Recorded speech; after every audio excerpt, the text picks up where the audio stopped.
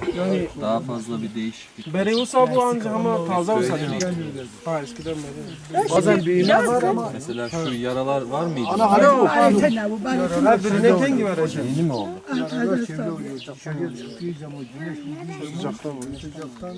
İlk güneşte öyle oluyor. Yani güneşe çıktığı zaman da öyle oluyor. Şu anda ki sıkıntısı nedir mesela? Sıkıntısı bu. Nefestedir. Nefes zorlanıyor. Çantası değil yani şeyinden, Yapıldı. dilinden. Bir lira bu. Hafif plastik çıkardı. Satürasyonu şu an.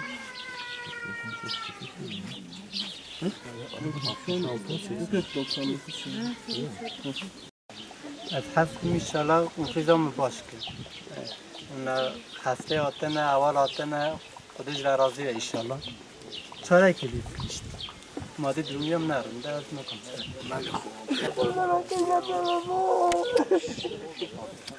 boş bırak. Abi kahvede.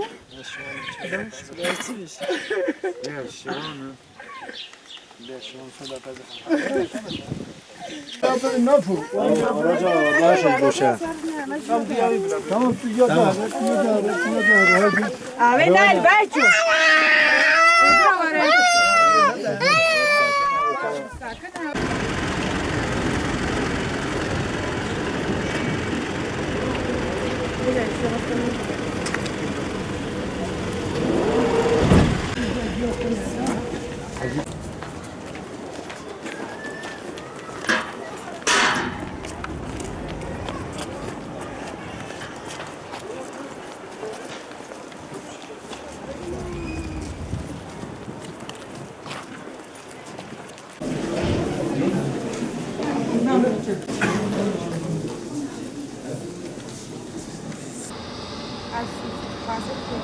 hava için bunlar böyle hava arayacaklar. Hadi hava araban da var ki. Ona da sponsor kesamla.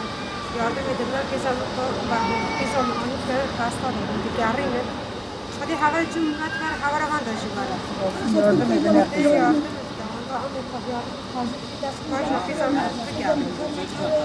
از خواهر که کدام باشه چنا چمای کرده نگردم چه چیزی خلاص بیارن دارده گشته Bizim mesela demal edildiği nasana üzülmüştük arkadaşlar. Mesela sen üzülmüştük.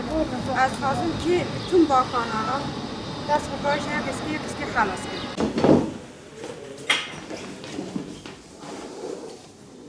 Rozelin konuşabiliyor mu? Rozelin nasılsın? Durumunu medyadan öğrendik. Öğrendiğimiz gibi arkadaşlarımız hemen teyakkuza geçtiler ve ilgilenmeye başladılar. Hem üniversite hastanesiyle hem Ankara'yla görüşerek şu anda Ankara'ya sevkini sağladık. İnşallah şeyle de görüştük. Tabii ilçe kaymakamıyla, ilçe sağlık müdürüyle de görüşerek uygun bir şekilde tedavi sürecini belirlemeye çalıştık. Sosyal yardımlaşmadan da inşallah destek çıkarsa Kaymakam Bey'in de haberi var ve maddi olarak da aileye destek olup Ankara'da inşallah tedavisini sağlayacağız. Onun dışında tabii kısa bir süreli tedavisi olmayacak, uzun süreli tedavisi olacak ama biz tamamen Rozelin tedavi olana kadar mücadelesini vereceğiz inşallah.